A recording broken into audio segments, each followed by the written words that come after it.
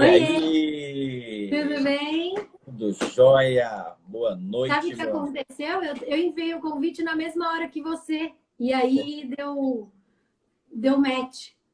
Deu um tilt, né? Coisas da Deu. internet. Ju, então, primeiramente eu quero agradecer sua disponibilidade, por você ter aceito o convite. Eu recomeçando as lives, porque eu dei uma parada, porque tinha muita live e eu já estava irritado. Lives o tempo todo. Patrícia Balata acabou de entrar. Patrícia, vamos aprender muito hoje, tá? Sobre esses termos. Aviso, tô vendo que tem pessoas trans assistindo. Ótimo, preciso aprender todos os termos. Tá? Então, muito obrigado pela sua disponibilidade. Vai ser ótimo retomar com você, falando sobre esse tema que a gente está numa semana, né, bem interessante em relação a esse tema. Então, muito obrigado. Seja bem-vindo às nossas GeoLives. Obrigada. Olha, Geolive, ficou muito bom. Pois é. Obrigada, Jová. É um prazer estar aqui. Fico muito honrada de ser uma integrante das suas lives tão famosas e tão construtivas, né? Eu assisto muitas lives suas e vou te falar que não dá para assistir sem um caderninho do lado, porque a gente aprende muito e aprende de verdade, né? As pessoas passam o beabá mesmo, assim. Isso eu acho que é um sinal de um comprometimento grande que elas têm com você. Mérito seu também. Obrigado. Eu já estou com o meu caderninho aqui do lado, porque eu sei que Eu eu vou precisar. também, porque eu também estou aqui para aprender muito com todos vocês. Porque eu vou aprender muito, tá? Pessoal, sintam-se à vontade para fazerem suas perguntas, seus comentários, e eu serei o porta-voz, tá? Nessa interlocução, tá bom? Então, para a gente começar, Juliana, eu sempre começo minhas lives com uma pergunta, inclusive Bruno Guimarães sempre diz, se não fizer essa pergunta, não é uma live sua. Eu sempre gosto que as pessoas elas falem um pouco da sua história, porque eu acredito verdadeiramente que histórias ensinam e inspiram. Então, eu queria que você contasse um pouco da sua história, como você começou a trabalhar com a população trans. E eu já deixo uma pergunta: qual o principal desafio? Para mim, hoje, seria as terminologias. Eu ia ficar louquinho. Tá. Eu anoto para não esquecer. Bom, eu sou Juliana Porta, eu sou fonoaudióloga e eu me formei na PUC Campinas 17 anos atrás. E aí eu logo vim para São Paulo para fazer especialização na C. Camargo e depois em seguida já fiz especialização no SEV. Então eu fiz tanto em motricidade orofacial quanto em voz, quase que meio mais ou menos ao mesmo tempo. Fiz mestrado na C. Camargo, ou seja, desde que eu me formei, eu já fui para a área de oncologia e também acabei indo para a área da voz, né? Dentro da oncologia e também fora da oncologia. E aí fiz mestrado, doutorado em onco e me mudei, fiquei 4 anos morando em Barretos, trabalhando no Hospital do Câncer de lá. Até por isso que o Leandro fala, é a Ju Portas da Fono-Onco? Também é. E aí a vida vai trazendo coisas, né, pra gente e a gente vai abraçando. E aí voltei para São Paulo e no meu consultório, a gente começa de novo, consultório do zero, né? E começou a vir bastante demanda de comunicação, né? Performance comunicativa, comunicação consciente. E aí eu comecei a estudar isso por volta de 2016, comunicação não violenta, que é uma área que hoje eu atuo bastante. Se você perguntar o que você estuda hoje, comunicação não violenta, é uma das coisas que eu mais estudo. Então, eu comecei a ir para essa área da comunicação não violenta por conta de paciente, por conta de uma filha, da minha filha, ela tem 10 anos, mas na época, aquela coisa de você falar, não adianta gritar, não funciona, né? Vamos tentar entender o que a gente faz. E foi muito legal entender que a comunicação não violenta tem um trabalho muito interrelacionado com a fonoaudiologia. E também, hoje, eu acabo fazendo isso com as pessoas trans, né? Com o meu trabalho de pessoas trans, que eu quero também falar um pouco sobre isso, né? E aí, uns 2 anos e meio atrás, mais ou menos, foi quando a Rogéria morreu. Na verdade, eu fiquei muito tocada com essa. Eu assisti um documentário da Rogéria e assisti a Divinas Divas, que é um documentário da Leandra Leal. E assim, eu chorei do começo ao fim, né? Que na época se falava os transformistas, né? Então, eram todos idosas, né? Mulheres trans idosas, de como estavam vivendo a vida, e todas artistas cantando. Então, tinha uma coisa da expressão da voz, né? Daquelas pessoas, muito importante nesse filme. E eu chorei, assim, do começo ao fim. Eu falei, gente, eu tô chorando, né? Sabe aquela coisa, bateu, doeu, leva para casa que é seu. Uhum. Aí eu fiquei sabendo que no Unifesp, a professora Renata estava no ambulatório de saúde trans e eu fui conversar com ela. E sem querer, assim, digamos, né? Ela falou, eu tô indo para fazer meu pós-doc fora e vou ficar 6 meses fora. Então, você pode ficar no meu lugar? Nossa, eu não sei nada. Ela falou, não tem problema. Você tem boa vontade? E aí, um dos critérios de inclusão de profissionais do nosso núcleo trans da Unifesp é você fazer um curso da UnaSUS, que é a Universidade do SUS, que era Políticas Públicas da População LGBTQIA+. Então, eu fiz esse curso, é um curso gratuito. Na verdade, esse curso não está mais aberto desde que a gente entrou nesse governo. E é um curso que realmente acaba entrando uma vez por ano só, mas ele não abre mais. E aí comecei no núcleo, né? Então, eu sou colaboradora, fonoaudióloga voluntária do Núcleo Trans da Unifesp. Eu e Renata, a gente trabalha com as pessoas trans e tentando trazer essa expressão interna aí dessas pessoas. Resumi ou eu falei muito? Não, muito bom, muito tranquilo. Ju, qual o maior desafio, né, que você encontra hoje no trabalho com essa população, né? Olha, eu posso dizer assim que o meu maior desafio é muitas vezes lidar com outros profissionais que não estão acostumados a acolher essa demanda. Atender pessoa trans é atender pessoa. Uhum. Né? Eu assisti uma live esses dias do João Lopes falando sobre trans e a Ana Terra falou, né? Peraí, eu não estou atendendo um dinossauro, estou atendendo uma pessoa. E é isso, né? Adorei esse exemplo que ela deu, porque é isso, é uma pessoa, tem uma laringe, tem uma necessidade de expressão, tem uma questão que a gente precisa olhar com o olhar de fonoaudiólogo e então, às vezes, eu vejo outros profissionais, até fonoaudiólogos, com um olhar patologizante sobre o tema.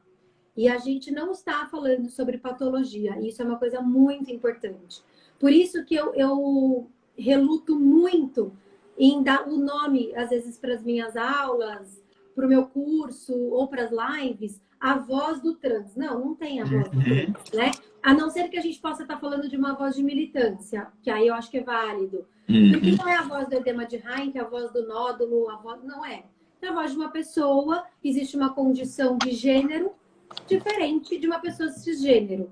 Eu acho que a gente pode olhar como uma dificuldade mesmo de aceitar outros profissionais. Talvez seja a minha maior empecilho, assim. Perfeito, perfeito. Eu adorei o tema, né? Quando você lançou Fonoaudiologia e Transgênero, por onde começar. Então, eu já quero começar pela terminologia, né? Então, eu queria que você comentasse um pouquinho sobre as diferenças entre identidade de gênero, orientação sexual e expressão de gênero. Sim. Eu quando começo as minhas aulas, eu também começo com isso, né? Porque a sigla LGBTQIA+, por exemplo, é uma sigla que traz dentro dela duas coisas que são completamente diferentes: orientação sexual e identidade de gênero. Então, aliás, tem várias coisas dentro que eu acho que é importante a gente olhar e partir desse lugar, né? Desse norte, assim. Então, acho que isso cada vez mais está muito claro, principalmente para os jovens, né? Tem uma filha de 10 anos, assim, às vezes eu fico até impressionada de como eles lidam com essa variedade, essa diversidade que a gente precisa olhar com um olhar de soma e não como diferença.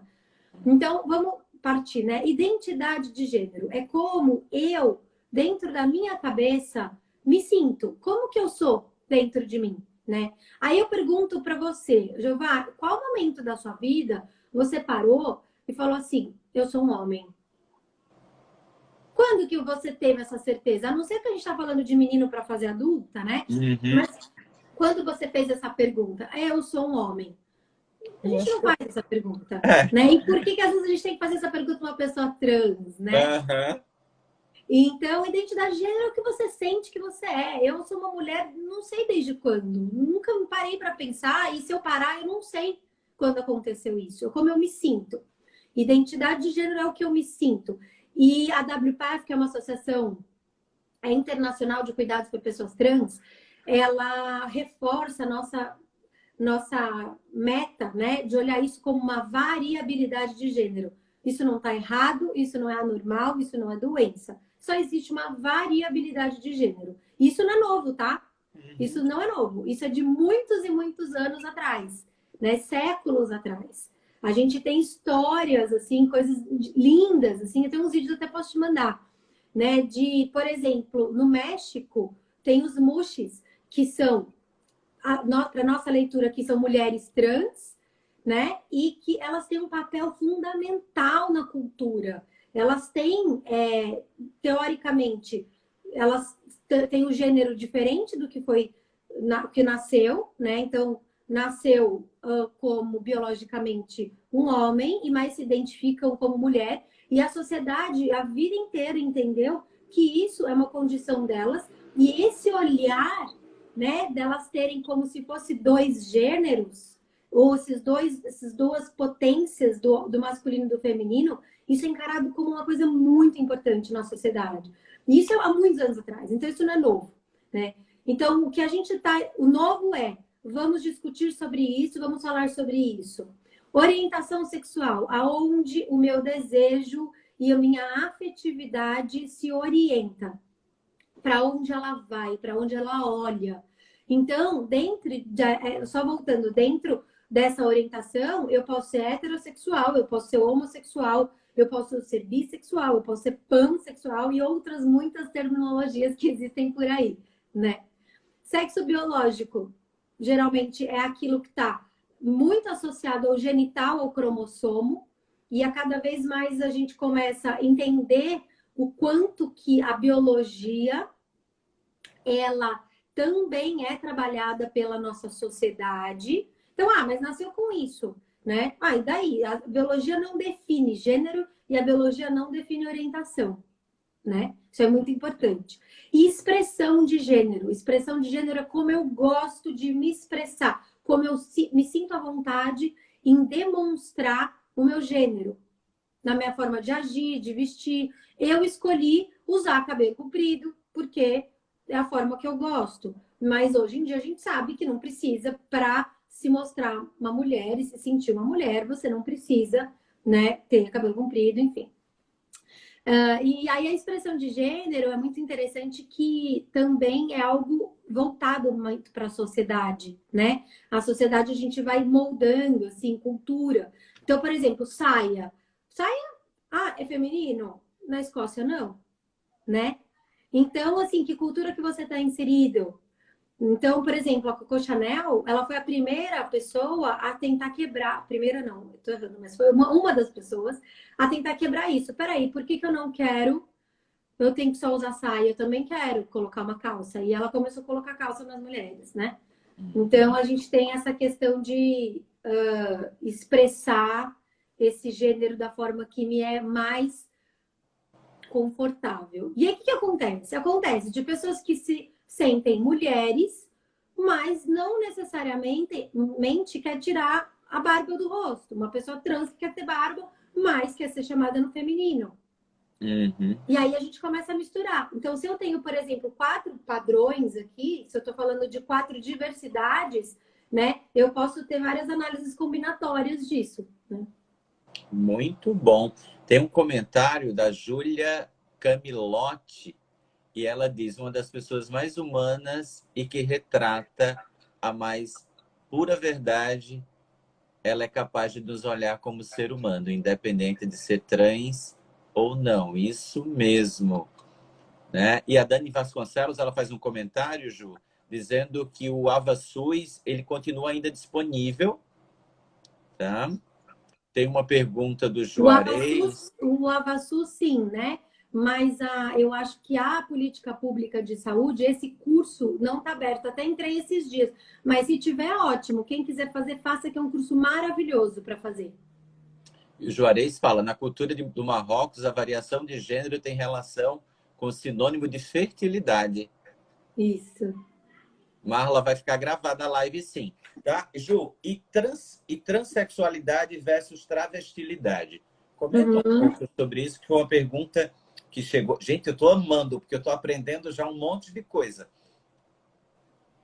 Tá. Na verdade, assim, né? Eu acho que quando a gente está falando das nôminas e das definições e dos conceitos, a gente está fazendo um monte de pessoa cisgênera, que no caso sou eu, e no caso aqui você, né? Falar sobre a definição do outro, do corpo do outro, né? Então, é muito importante que a gente possa, quando a gente estiver frente a uma pessoa trans, perguntar como ela se sente, né? Os conceitos são realmente novos. E isso não faz com que a gente não deixe de estudar. E é interessante, inclusive, pegar várias fontes de informação. Então, assim, eu vou te falar assim, do que a gente...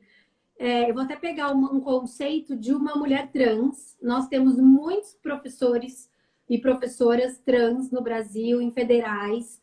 Isso é uma coisa que eu falo sempre, porque para mim foi uma surpresa quando eu descobri, né? A gente tem esse olhar distante da questão voltada muito, né, principalmente travesti, da rua, né? E na verdade, não. Isso é uma coisa que as pessoas trans, travestis, elas devem estar em todos os lugares que elas precisam estar, né?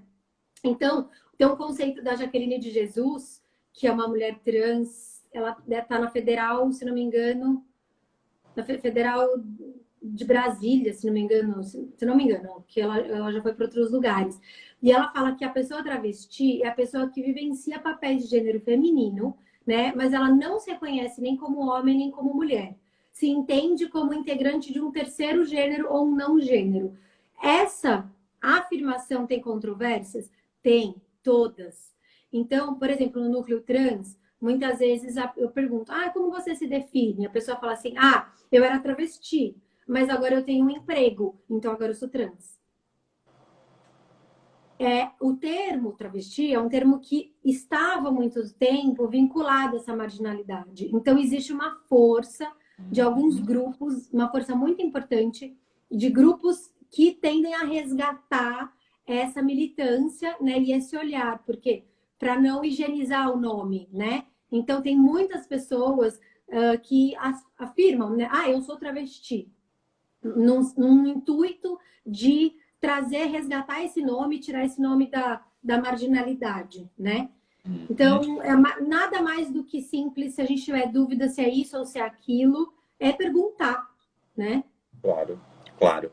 Aqui tem uma pergunta que enviaram que eu achei bem interessante. Quando nos referimos a transgênero, não necessariamente estamos nos referindo a modificações corporais, não é isso?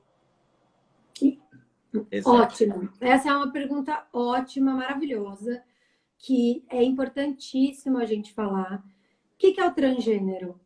É aquele indivíduo que trans, né, vem do grego, e é você passar, né, através, transatlântico, além, né, além do Atlântico. Então, é como se você estivesse além do gênero que foi lhe designado ao nascimento. Então, é só isso. Quer dizer, cis vendo, né, do mesmo lado. Então, eu estou do mesmo lado do que me foi designado, digamos assim. Então, o termo transgênero é um termo que acaba sendo um termo mais guarda-chuva, né? A pessoa simplesmente não se sente confortável naquele gênero, ou tem uma variabilidade de gênero. Isso quer dizer que ela precisa, vamos imaginar, uma mulher trans, ela precisa colocar peito, operar, fazer cirurgia na laringe. Não, isso não significa nem que ela precisa se hormonizar. Ela só faz isso se ela quer. Então, é uma necessidade nossa de olhar para as pessoas, né, e entender que do corpo delas, elas fazem o que elas se sentem à vontade e mais mais confortável mesmo com o corpo, né? Lá no núcleo, a gente tem profissionais trans que trabalham com a gente. Então, a gente tem assistente social, que é trans, nosso psiquiatra é um homem trans. E é interessante como é muito bom conviver de perto, mesmo para a gente começar a lidar com esses termos, né? E poder, às vezes, perguntar de uma forma, meu, não sei, me ajuda, né? Com cuidado, com muita responsabilidade, com respeito, que eu acho que não faz mal para ninguém. Exatamente. Tem uma pergunta do Juarez, né, que com certeza será seu aluno lá em São Luís. Ele diz: já vi pessoas se definindo com o termo agênero. O que de fato seria? Sim. É como a Jaqueline Jesus, ela fala, né? Que pode ser que a pessoa travesti também se sinta como não tendo um gênero. O agênero, aí a gente pode, inclusive, se vocês forem dar um Google nas definições, vocês vão ver que tem várias definições, mas o agênero é aquela pessoa que não identifica nenhum gênero específico nela. Existe uma outra nomenclatura que pode ser o gênero fluido, que é, ora eu me sinto mulher, ora eu me sinto homem. Tem o não binário, né? O não binário que, quando a gente fala de binariedade, a gente está falando homem-mulher, né? Então, a sociedade, ela nunca foi binária. A gente que acabou encaixando nas caixinhas para ficar mais fácil. E, inclusive, os ameríndios, os índios americanos, os indígenas americanos, eles consideravam 5 tipos de gênero. Né? A gente foi fechando e a gente acha que só tem 2. Mas isso é de muitos anos atrás, né? Então, a hora que você fala do agênero, você também pode falar do não binário, que não se sente nem homem nem mulher. Então, é uma nomenclatura que a gente tem que dar um Google, tem que baixar. E escolham baixar literaturas escritas por pessoas trans. Nada mais importante do que uma voz vivenciada de forma autêntica do que a gente ler pessoas trans. Perfeito. Agora, Ju, vamos falar um pouquinho. Essa pergunta ela sempre surge em todas as lives que eu fiz com relação à reabilitação vocal, à terapia de voz, treinamento vocal, que é sobre a terapia hormonal. Então, comenta um pouco sobre a terapia hormonal e que implicações essa terapia ela pode gerar, tanto na saúde física quanto nas questões relacionadas à voz. Tá. Bom, vamos começar pela voz, né? Então, quando eu tenho uma mulher trans que ela quer fazer uma hormonioterapia, né? Ela quer tomar hormônio, na voz a gente tem pouquíssimo ou quase nenhum impacto. Tem alguns estudos que sugerem que não tem impacto nenhum, tá? Que, tipo, não tem N e nem dados estatísticos para mostrar que a gente tem impacto. Porém, algumas mulheres referem algumas alterações de voz, né? Se a gente pensar, por exemplo, a mulher trans, às vezes, quando ela começa a tomar o hormônio, ela acaba tendo uma resposta um pouco cíclica, como da mulher cis, né? Em termos de ciclo, né? Então, vai ter hora que às vezes pode a voz estar um pouco mais pesada, vai ter hora que vai estar mais inchada, né? Como toda mulher cis. E então, a voz para a mulher trans não muda com hormonioterapia. E isso é difícil para a gente, né? Porque é um dos fatores que mais pesa na terapia de voz. Porque a gente não tem uma mudança tão brusca quanto a gente tem nos meninos trans que tomam testosterona. Então, indo para os meninos, essa testosterona ela acaba sendo entra no mesmo papel, né, de aumento de massa. Então, tem várias outras modificações corporais que eu já falo, mas em termos de prega vocal, aumenta a massa. E aí eu tenho um ganho de massa e um decréscimo da frequência fundamental, principalmente nos 4 a 6 primeiros meses dessa tomada de hormônio. Depende do regime de hormônio, pode se fazer a cada 21, a cada 2 meses, tal. E essa hormonioterapia, ela tem um impacto, tipo, de agravar diretamente a voz. E aí os meninos, eles não têm uma queixa direta com a fonoaudiologia em relação a gênero. Então, às vezes, eles chegam e falam assim, ó, minha voz tá grave, tá legal, do jeito que eu gosto. Mas, assim, eu não consigo mais gritar. Não consigo, não, essa é a frase, uma das frases que eu mais escuto. Eu não consigo chamar a pessoa do outro lado da rua. Os meninos trans que cantam, eu não faço mais agudo. Nos estudos, tem um estudo da The Voice Foundation, agora desse ano, que foi online, que mostra como a frequência, ela acaba descendo bastante, né? A extensão vocal, ela acaba descendo para o grave, só que ela perde bastante no agudo, né? Você aumenta, e aí quando você não faz fono, você não tem um estímulo dessa prega vocal, né? Imagina, você está aumentando a massa numa laringe que teoricamente é um pouquinho menor, e aí entra quase que uma muda vocal, sabe? Uhum. É uma mudança muito rápida de voz, né? Para uma pouca habilidade. E aí precisa fazer fono para estabilizar a voz, para... Ó, Mikael tá aí, é um homem trans incrível, acabou de falar. A testosterona muda muita coisa. E acaba sendo um impacto grande para a voz, porém, qual é a demanda fonoaudiológica? Função. Então, a gente vai trabalhar com essa pessoa com alteração de função laríngea. Uhum. Né? Então, acho que é importante, Jová, a gente não esquecer de olhar para essa pessoa além do fato dela ser trans. Né? Então, a gente tem muitas demandas. Já me perguntaram, você acha que isso é reabilitação? Eu falo, bom, se for pós-cirurgia, é reabilitação. Uhum. Agora, se não, se é uma questão de gênero, eu não tenho que reabilitar nada, né? O João Lopes, esses dias na live dele, ele falou de confirmação vocal. Eu ainda não achei um termo que eu fico muito satisfeita, sabe? Mas confirmação vocal me deixou mais gostoso ouvir, assim. Você está confirmando pela voz o gênero daquela pessoa. Então, você faz uma terapia de confirmação vocal, por exemplo, né? Certo. Ô, Juliana, lá no laboratório de vocês, lá com Renatinha, Núcleo. chega muitos trans com essa questão onde a voz é uma coisa que realmente incomoda?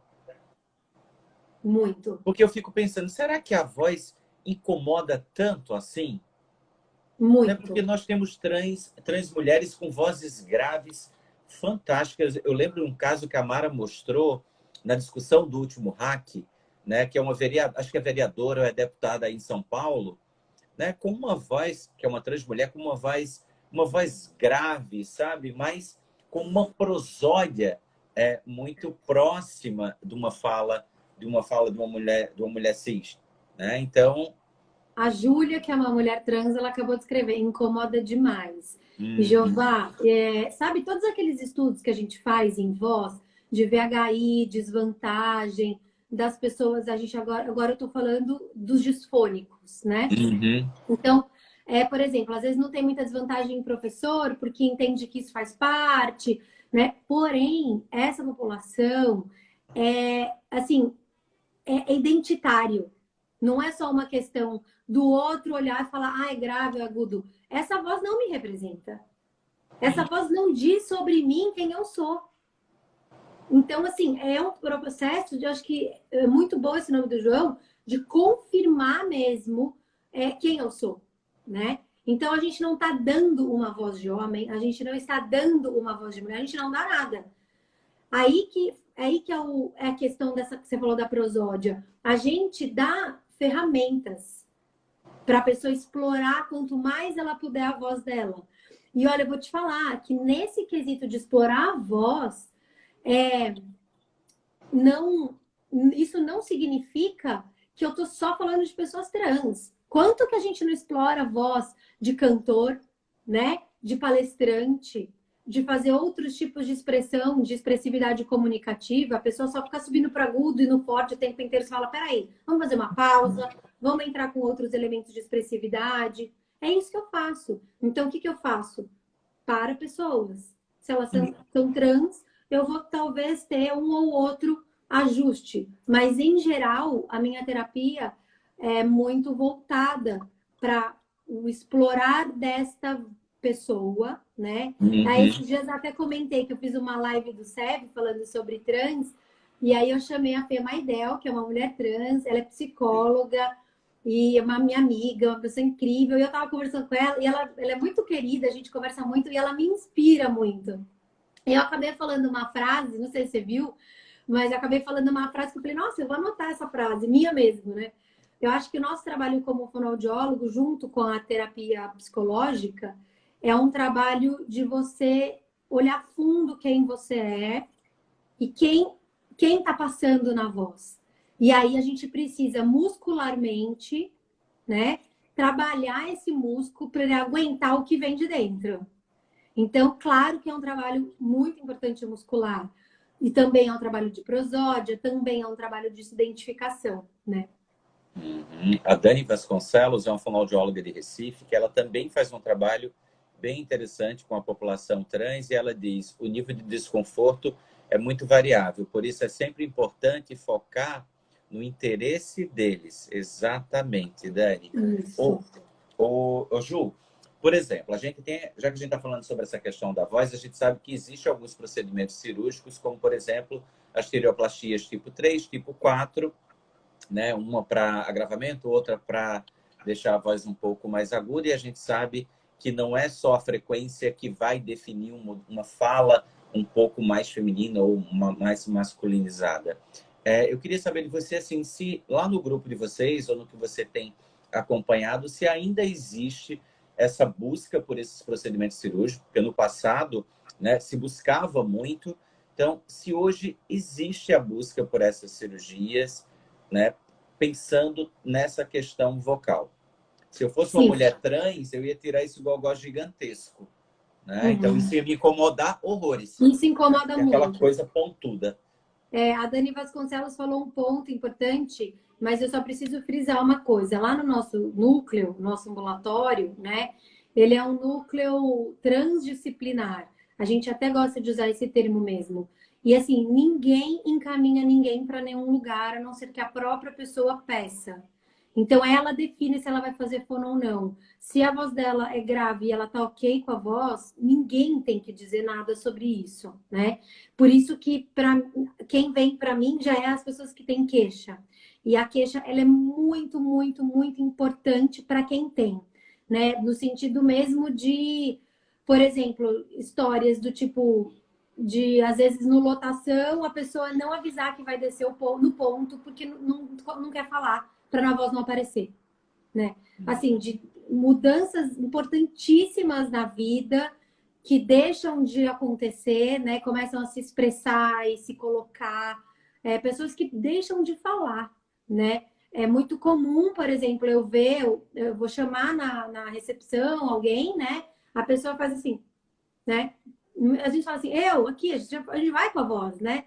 As pessoas, muitas vezes, que têm esse impacto, não, é só gesto, acaba não falando. E eu acho que, voltando à sua pergunta da cirurgia, Jeová, a cirurgia mais comum é tipo 4, tiroplastia, né? Tipo 4. No nosso serviço, a gente não faz cirurgia, só fonoterapia. O HC aqui em São Paulo estava fazendo cirurgia e um evento que a gente foi deles, eles falaram, o pessoal do otorrino mesmo falou que parou de fazer cirurgia porque entendeu que a fonoterapia dá um resultado melhor. Por quê? Porque quando a gente fala de cirurgia, a gente está falando de frequência fundamental, né? E claro que a frequência fundamental, ela carrega um peso grande em relação ao gênero, mas ela não é definitiva, porque voz não é prega vocal, né? Voz não é frequência fundamental. E também tem algumas cirurgias que elas são de, às vezes, tirar a banda prega vocal vestibular para aumentar a ressonância, faringoplastia, tirar um pedaço da faringe para abrir ressonância, ou às vezes até, depende do tubo, estreitar a faringe para deixar uma ressonância mais aguda, para ajudar a favorecer os agudos para as mulheres trans. Então, as cirurgias acabam sendo opção, inclusive, assim, os artigos falam, né, que primeiro, o ideal seria a fonoterapia ser uma das últimas coisas desse processo. A gente pensando no processo, né, transexualizador, que o SUS, esse é o nome do processo nosso do SUS, transexualizador. Então, quando a pessoa está fazendo essa transição, mesmo tomando hormônio ou não, se ela quer fazer cirurgia ou não, que a fono seja uma das últimas coisas. Porque os artigos, inclusive, falam que esse alinhamento dela, como indivíduo, vai resultar também na voz. E aí, depois de tudo, se não adiantou ou se ficou alguma questão, avaliar para fazer uma cirurgia, se for o caso. Uhum. Ju, você estava falando, aí eu fiquei pensando, né, dessa questão de quantas pessoas, o impacto que a voz ela causa, muitas vezes deixando essas pessoas não darem voz à sua própria voz. E eu fiquei pensando, existe uma relação entre isso e questões de depressão ou algumas questões emocionais, o impacto disso em função de uma voz que não me identifico e aí eu acabo deixando de me colocar. Eu acho que a gente pode fazer um paralelo, tem muita coisa aí dentro, né? Nessa análise, assim, eu acho que dá para... Não tem nada escrito, tá? Não que eu tenha lido, como eu dei um curso recentemente, eu fiz uma busca mês de junho. Então, não tem nada nesse sentido. Eu acho também prematuro a gente fazer essa análise. Uhum. Porque o que tem escrito sobre alteração, por exemplo, de saúde mental pessoas trans, né? Não é o fato de ser trans que dá alteração de saúde mental, e sim a sociedade que a gente vive, né? Então, o que a gente pode fazer como fonoaudiólogo? Dar ferramenta para que essa pessoa tenha um enfrentamento, estratégias de enfrentamento para essa sociedade transfóbica e tão fóbica em qualquer tipo de diversidade. Então, as alterações de saúde mental é muito mais do lugar, né, que essas pessoas estão, no sentido de mundo mesmo, não só lugar físico, e de como ela é aceita ou não, e ela como se ela é negada na identidade dela. Pensa isso, né? Não é a cor do cabelo que ela resolveu pintar, né? É a identidade dela. As pessoas estão dizendo, não, você não pode ser isso. Realmente pesado mesmo, né? Eu estava aqui pensando, você falando e eu aqui viajando nessa história. Agora, Ju, comenta um termo que eu nunca ouvi esse termo, né? Eu até estava falando com você antes da gente começar essa live, que é o termo passabilidade, né? E de que forma isso veio de uma pergunta de uma das pessoas que frequenta o meu Instagram, que ela pergunta qual o conceito de passabilidade e de que forma interfere na vida do transgênero. Uhum. Bom, passabilidade é um conceito que eu fui entender também e quando eu fui estudar, né, sobre trans e variabilidade de gênero. E na verdade, o ser passável ou passabilidade é o padrão que a sociedade impõe que deve ser o seu corpo para ele ser aceitável. Pode ser entendido como um corpo que é trans, mas ele é lido também como um corpo cis. Ou seja, passabilidade é aquilo que a sociedade espera que eu seja. Ah, então você quer ser mulher? Né? Que as pessoas falam. Então tem que ser uma mulher perfeita para eu olhar e nem perceber, né? Porém, a passabilidade, a gente pode até pensar que é uma escala, né? De passabilidade, ser mais ou menos passável. O mais importante, quem define a passabilidade não é quem vê, é quem vive, é o indivíduo. Então, se eu decidir que eu vou pintar meu cabelo de azul, e ok, dane-se se as pessoas ficarem olhando, eu tô decidindo isso para mim, né? Então, eu até brinco, assim, eu faço uma brincadeira com cuidado, que eu não sou uma pessoa passável em relação a tamanho, eu tenho 1,52 m. Então, qualquer lugar que eu vou, as pessoas sabem que eu sou pequena, né? E eu nem tenho essa expectativa de ser passável, porque não dá mais, já foi meu tempo. E aí, só que para as pessoas trans, isso é todos os dias, né? Então, quando a pessoa chega em relação à voz, por exemplo, ela fala, eu preciso que a minha voz seja passável.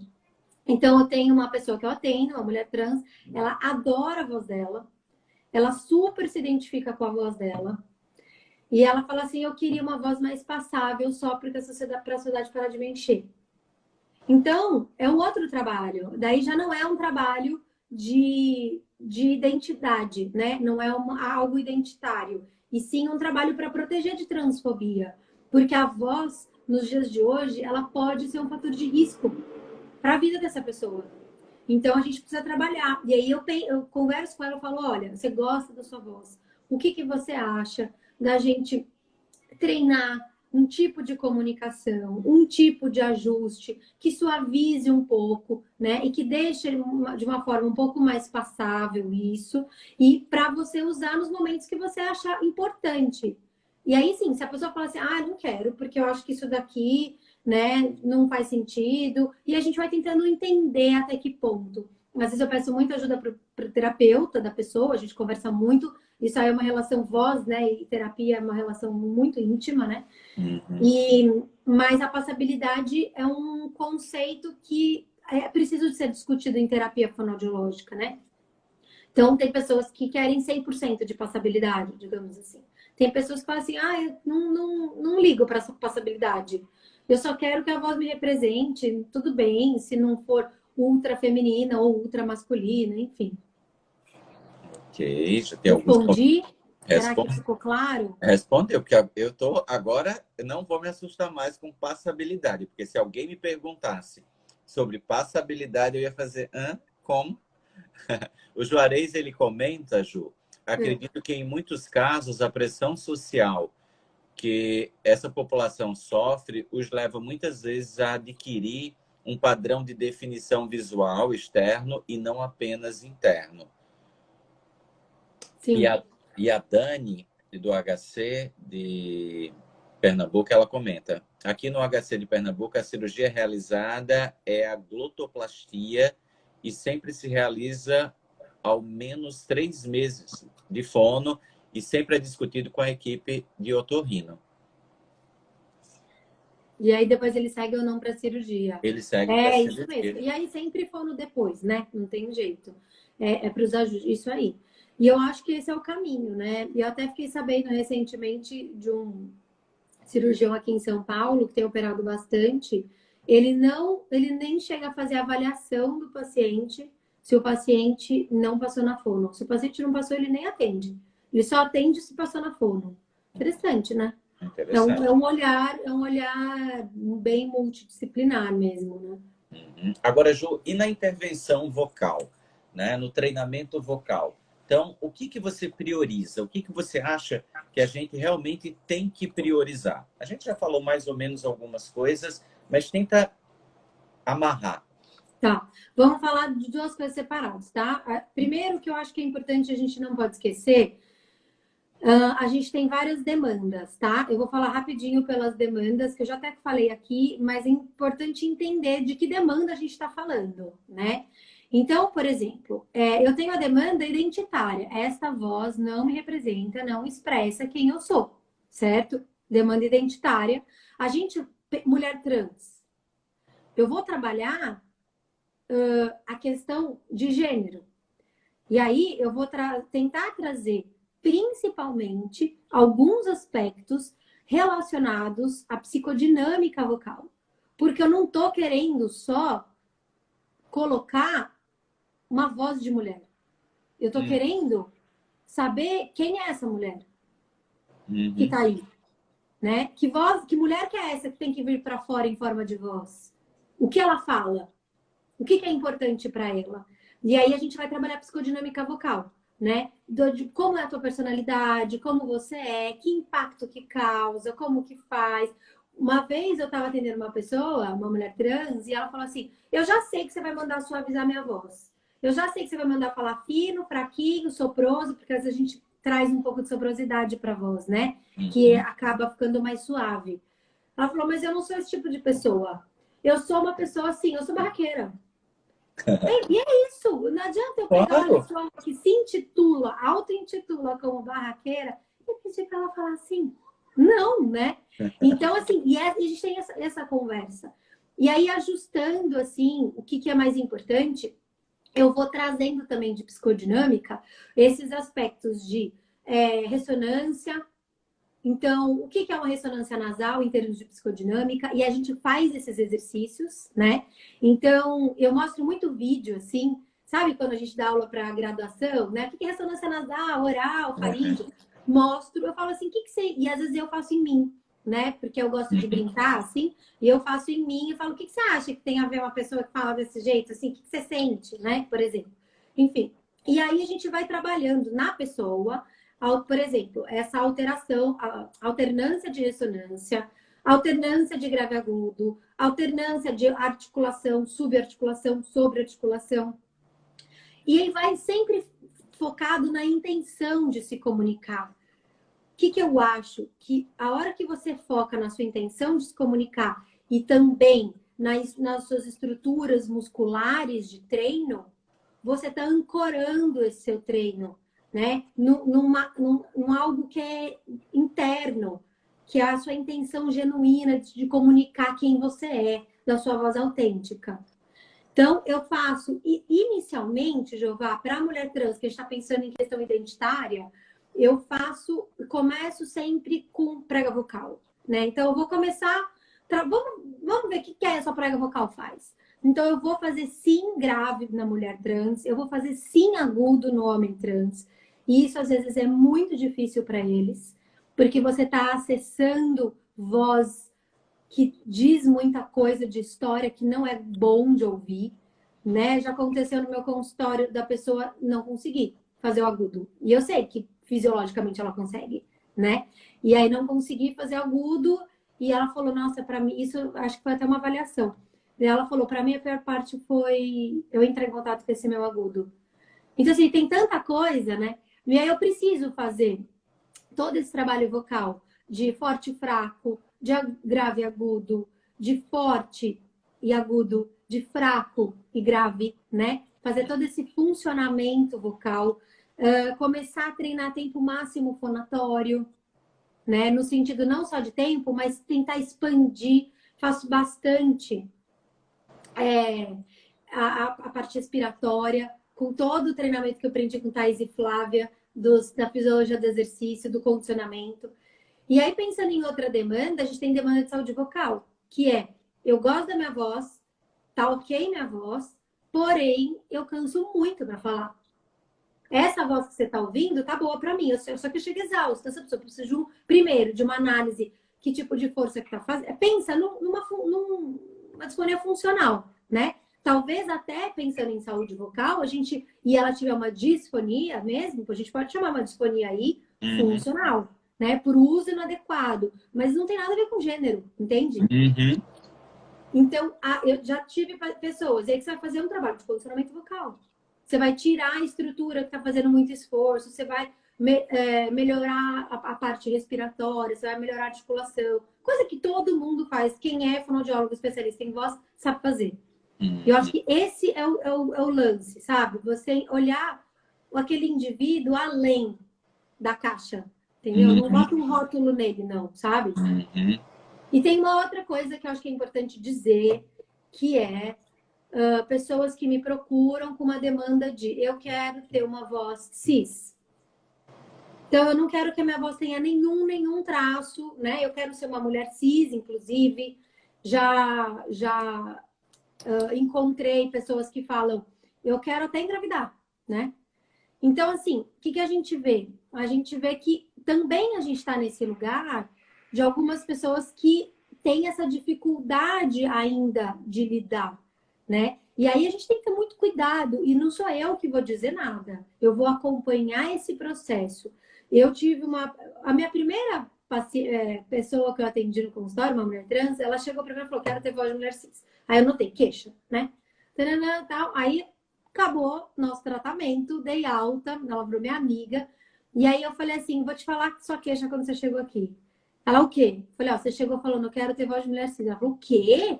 Eu falei isso, eu falei, falou, porque eu não tenho, né? Ela falou, eu amo minha voz de mulher trans, eu amo ser trans, ser trans me transborda, eu só pude me transbordar sendo eu mesma, e essa voz é quem eu sou.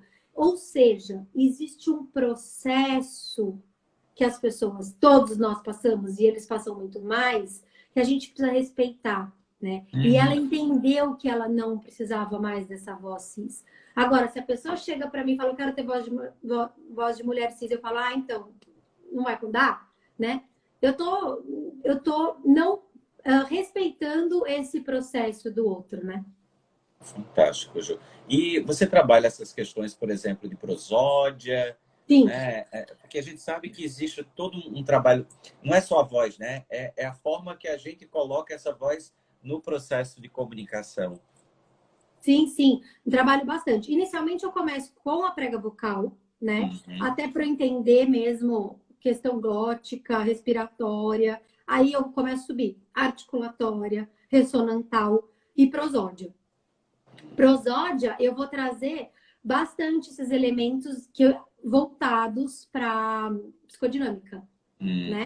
Então, como eu trabalho, por exemplo, com um palestrante. Sim. Então, eu não faço vamos fazer uma prosódia feminina? Não, né? Mas vamos explorar aqui, o que você acha que faz mais sentido? Você prolongar uma vogal, né? Ou você encurtar uma vogal? Faça. O que você acha? O que você gosta, né?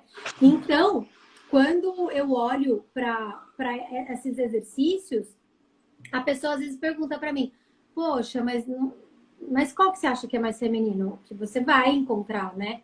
Eu falo, olha, se a gente for binarizar aqui, a gente tem estudos que mostram que mulher faz vogais mais prolongadas e homens acabam...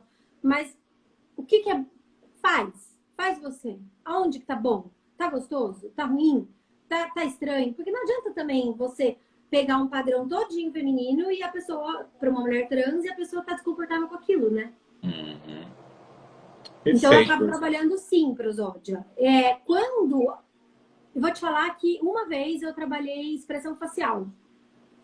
Alguns artigos, Jeová, sugerem, inclusive, que a gente deva trabalhar gesto e vocabulário.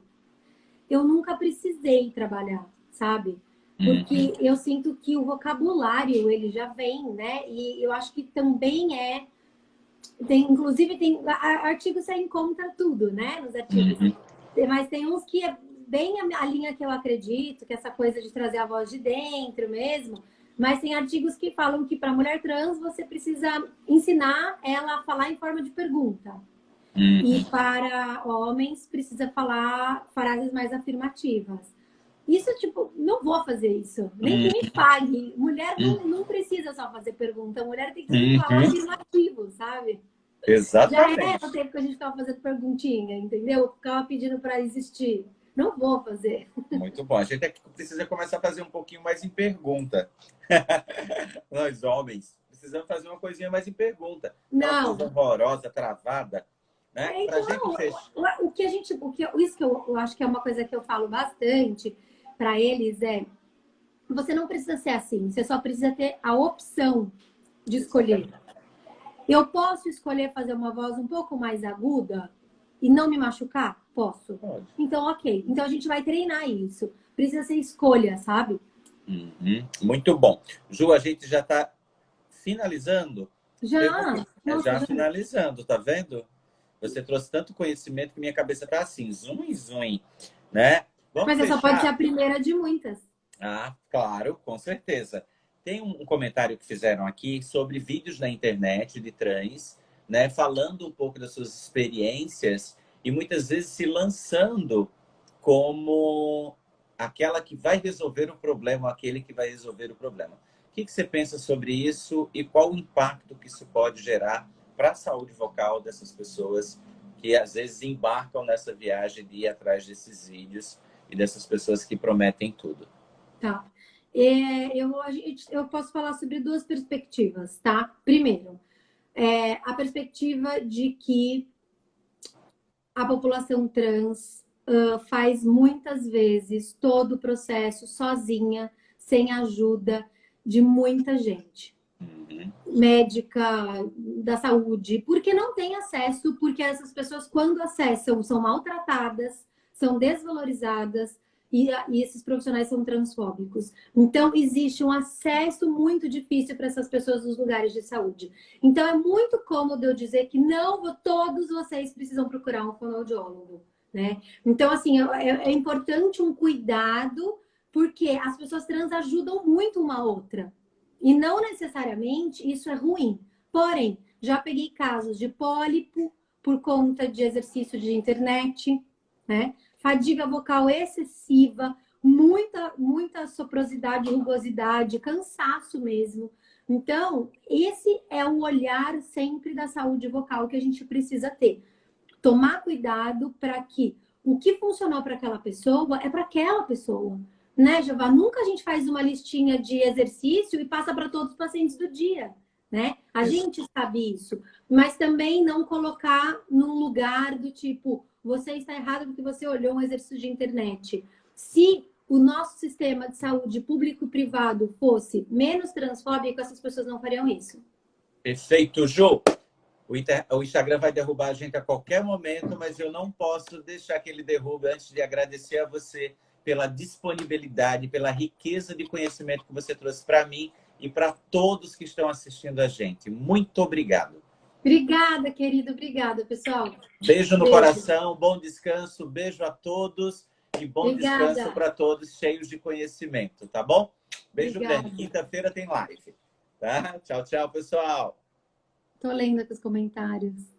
Beijo, Ju, Gabi, todo mundo que estava aí. Um beijão grande. Ziza, Micael, lindo, beijo. Gabi, 3 pessoas trans que eu tô vendo, hein, na nossa live. Imagina o que tem mais, tá? Tem mais? Que eu tem. Muito bom. Juliana linda também acho. Grava gel, vai estar gravada, tá bom? Para vocês assistirem de novo. Inclusive, eu vou assistir novamente. Muito legal. Gente, isso